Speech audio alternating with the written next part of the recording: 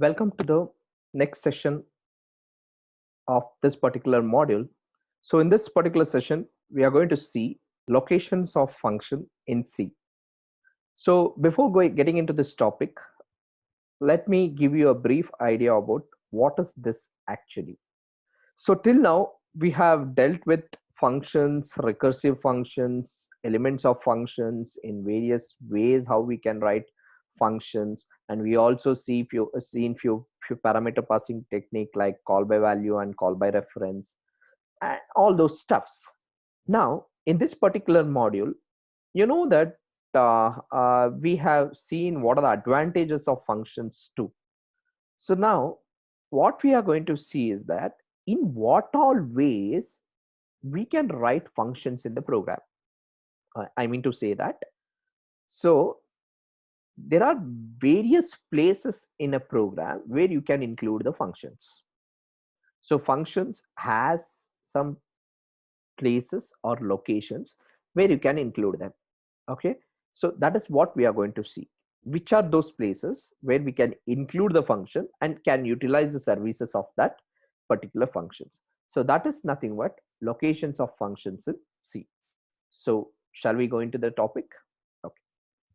So look at this. A functions can be resided in following places in C program. So there are three places where you can include functions and utilize the services. So if you observe clearly in the programs, whether it is a recursion program or any other program, let me just quickly say you that whether it any program, where did you write the program actually? It was, we write a main function and we write the user defined function right below the main function. Okay, that's the usual approach what we used to follow. That is, we write first our main function and then we write all our user defined functions below the main function and we call them inside the main function. So that is nothing but your straightforward approach. So what you have seen till today, that is below the main function. Okay. So what are the advantages and what are the things we can do when we write a function below the main function is nothing but, so when do you say below the main function? If the function, that is user defined function, is defined below the main function, then such functions are then that location is called as below the main function. So if it is defined below the main function, if you have written in that way, if you have written the function below the main function, then what becomes compulsory is that we need to declare the function. That is, function declaration is must. Okay, so when this must, when you write user defined function after main function, after main function means right below the main function. The function declaration is mandatory because C programs follows top-down approach. Why should we write declaration is because why? If you have written that below the main, then why should I declare? The reason is because since you all know that C follows top-down approach and program starts execution from where? It starts the execution from main function. And if you write the function below the main function, and you know that where do you call this function? You call this function inside the main.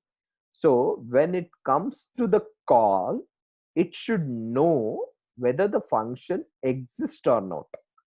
If you don't declare it before main, it will never know that such function exists, since you have written the function right below. So that means what I mean to say is, look at this example. Where did you define your function? Look at this. We have defined an add function. Where did you define this add function? You define this add function right after the main function. Right after the main function, you have defined the add function. And look at this. Where do you call add function? You call add function inside the main function. You call them inside the main function. So what the technique says that if you just mention the function below the main function, then what is mandatory? Compulsory is that we need to declare the function. So what he says that this line is mandatory. This line is mandatory only when, if you write your user defined function below main function, and this is the reason why it is going to be mandatory. Why is it mandatory? If I just write the function below the main, why should it become mandatory? Now I'll give you a conclusion. Now imagine right now this particular line is not there, which was mandatory. So as the main starts execution first, it comes across this particular line, add of a comma b. So main started from where? Top. From top it is going to execute, because C programming is following top down approach. Sequentially it will execute. So as soon as it faces add, is there any traces of add to the main above? Is there any? See, look at this, a comma b in this particular line. If it encounters a comma b, you can see just above that, you know the meaning of a comma b. A comma b is an integer. Okay, so as this line is encountered, it will never fall into an ambiguity, because it already know what is a comma b is. Similarly, since it's a top down approach, does it know what is add of a comma b? It doesn't know what is add at all, because before this we don't have any traces of add, and only add is there only after that. So after that statement, you have a traces of add, but before this statement, there is no traces of add, since it is line by line execution. So obviously it falls into an ambiguity. So that is the reason we need to declare them before you encounter them in your main program. So we declare them. So we declare here void add of a comma b. So now when this has been encountered, it knows that prior to this, globally we declared it. So it already knows the meaning of add. Okay, so it's been declared. So that is what is called as below the main. If you write the function definition, make sure it has to be declared compulsorily. Okay, so this is what below the main function, that you all know. You can declare define a function below the main function. Now the second phase, second topic says that above the main function. That means this particular definition is not going to be written after the main function. This is going to be written before the main function. So you can see this example. So I have defined the function. I have defined this function before the main function. Now what you need to observe is that, have I declared function declaration here? This line is there. Is this line is there in this particular program? Carefully observe. Is this line is there? No, we have only definition. So how many function elements you have? You have a function call and you have only function definition. There is no function declaration. So that means you can write the program even in this way. That is, you can write the function before main function also. If you write it uh, before above the main function or before the main function, you doesn't require to declare the function. So there is no mandatory rule that you have to declare it. Whereas if you write below the main function, you have to compulsorily write this particular lines, because compiler doesn't know. So now when it encounters this particular line add of a comma b, the compiler already know the meaning of add. It know the definition of add, so it's not necessary to declare them. Okay, so this is what is, one second. Okay, this is nothing but the next concept. So we know we have studied above the main function, and we also have studied uh, mm, below the main function, that is after the main function and before the main function. So I hope you understood what is the meaning of. So where and all we can declare the function. So either you can declare them below the main function or above the main function. If you declare them below the main function, what is mandatory? Function declaration is mandatory. Why is it mandatory? Because compiler doesn't know, since it comes after main. Okay, the meaning of it is doesn't know what it is. So if you have written it as above the main function, compiler will definitely know what is the meaning of it, because since you have written it above the main function. So it comes first, and then you, even though the execution starts here, according to the approaches by the compiler, it already has put this into your stack. So it knows what it is, the meaning of add.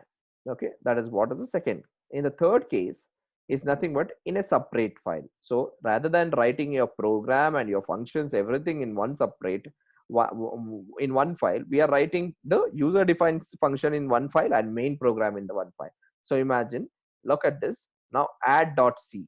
So add.c is a file which contains only main program. So you can see that it contains only main program. Okay, so now after the function call, where does it go? Because we have not declared anything inside this main program. So here we have written both add and main in one file only, whereas here also we have written main and add in one file only. So as soon as it encounters this, it goes to this particular line and executes. But when it comes to this, what is the example says that we don't write the user defined function in the same .c file. We write them separately in a header file. So you can see that whatever related to the add function is written not in add.c only. They are written in add.h, and then that has been included in add.c. So what happens if it see add of a comma b is, first it looks in add.c only whether you have a function called as add. It's not there. Then it looks in the user defined header files. So look at this header file, which is represented in gilliments. We call this as gilliments or gillimeters, angular bracket. So whatever you write in angular bracket, they are user system defined header files. It comes along with your compilers. Okay, whereas add.h is not a system defined header file because it has been included inside a double quotes. If you include inside a double quotes, those are the header files written by the users. So what does add.h contains? It contains the definition of add. So as soon as it sees add, it goes to this add.h, performs the operation for you, whatever it is there in add.h. That means a function can be written above, below the main function in the same file. Okay, in the same file, whether it is above the main or below the main, wherever it is, where are you going to write? You are going to write it in the same file. And the third approach says that here in this approach, the function can be defined in separate file, like by creating a header file. We have created this function not in the programming .c file. We have created them external to that .c file and included them in this particular .c file. So this is nothing but in a separate file. So here, now you understood in what all possible locations we can include the functions. There are three locations: before main, which where your function declaration is not mandatory if you write before main. After main, if you write, it is mandatory. So the before and after can also be said as below and above. And third, it comes where you don't write neither below nor above. We write them in a separate file called as header file, and then finally we include them in particular program where we want the services of that particular function which resides in the header file. Okay, so that completes your locations of function. I hope you have understood this concept thoroughly. Thank you.